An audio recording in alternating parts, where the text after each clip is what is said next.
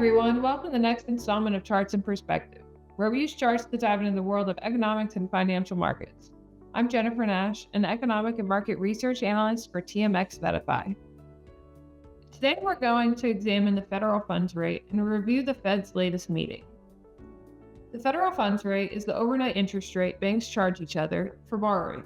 Set by the Federal Reserve's FOMC, which means 8 times a year, it's a core tool for monetary policy and has a major influence on economic activity. When this rate shifts, it directly affects borrowing costs for consumers and businesses and ripples through financial markets, impacting everything from bond yields to stock performance.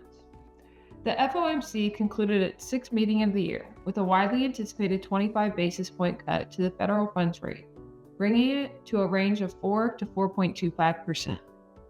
This is the first rate cut of the year, with 2 more quarter point cuts anticipated before the year end. While this move was expected, there were still several important takeaways from the press release. With regards to the labor market, the Fed noted that job gains have slowed and the unemployment rate has edged up but remains low. This is a notable shift from their previous statement, where the Fed described the labor market as solid. With regards to inflation, the Fed continued to describe it as somewhat elevated, but added the comment that it has moved up. Additionally, the Fed reiterated that uncertainty about the economic outlook remains elevated. The Fed continued to emphasize their dual mandate of maximum employment and low inflation with a target rate of 2%. And here, we've attempted to visualize the Fed's dual mandate by overlaying the Fed funds rate with the unemployment rate and the 2 main measures of inflation, the CPI and the PCE price index. It's easy to see that unemployment remains low, but is slightly elevated from where it was a few years ago, and inflation has proven sticky over the past few years, never quite reaching that 2% target level. So what's next for the Fed funds rate? The CME FedWatch tool estimates the probability of future interest rate moves. It's updated in real time in response to economic data releases, Fed statements, and market movements.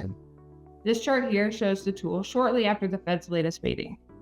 At the time, markets were expecting 2 more 25 basis point cuts in 2025, one at the October and one at the December meeting, with an additional 3 in 2026.